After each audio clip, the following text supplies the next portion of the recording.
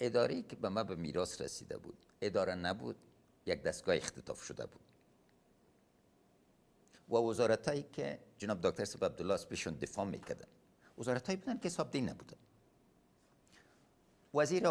یکی از وزرای برق تمام مصارف را که به تدارکات نمی‌آمد تنها در دولت افغانستان مصرف کرد و ماها جناب دکتر صاحب از اینا دفاع میکرد. کدام ولایت بودن؟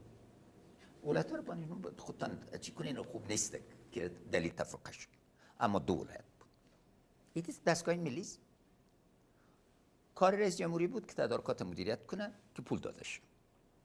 سرکای افغانستان مرکزی 400 میلیون دلار پول دادیم.